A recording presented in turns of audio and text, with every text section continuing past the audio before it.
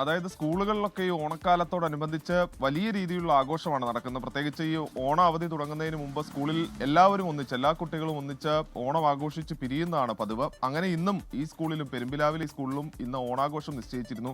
അതിനിടയിലാണ് ഈ വാട്സപ്പ് ഗ്രൂപ്പിൽ ഖദീജ എന്ന് പറയുന്ന അധ്യാപിക ഒരു ശബ്ദ സന്ദേശം പങ്കുവെക്കുന്നത്. അത് തീർത്തും വർഗീയ പരാമർശമായിരുന്നു അവരുടെ ഭാഗത്തു നിന്നുണ്ടായത്. ഇതോടുകൂടിയാണ് ഈ ഡിവൈഎഫ്ഐ അവിടുത്തെ പ്രാദേശിക ഡിവൈഎഫ്ഐ നേതാവ് പോലീസിൽ പരാതി നൽകുന്നത്. ഈ പരാതിയുടെ അടിസ്ഥാനത്തിലാണ് ഇപ്പോൾ കുന്നംകുളം പോലീസ് കേസെടുത്തിരിക്കുന്നത്. ഈ സംഭവവുമായി ബന്ധപ്പെട്ടുകൊണ്ട് വലിയ പ്രതിഷേധം ഈ മേഖലയിൽ ഉയരുന്നുണ്ട്. ഡിവൈഎഫ്ഐ അടക്കം ഇന്ന് ഈ സ്കൂളിലേക്ക് മാർച്ചടക്കം നടത്തും എന്ന് അറിയിക്കുകയും ചെയ്തിട്ടുണ്ട്.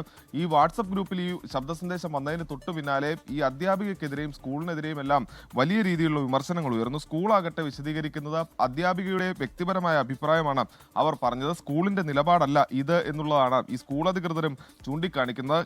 ഈ ഓണം എന്ന് പറയുന്നത് ഹിന്ദു വിശ്വാസികളുടെ ആഘോഷമാണ്.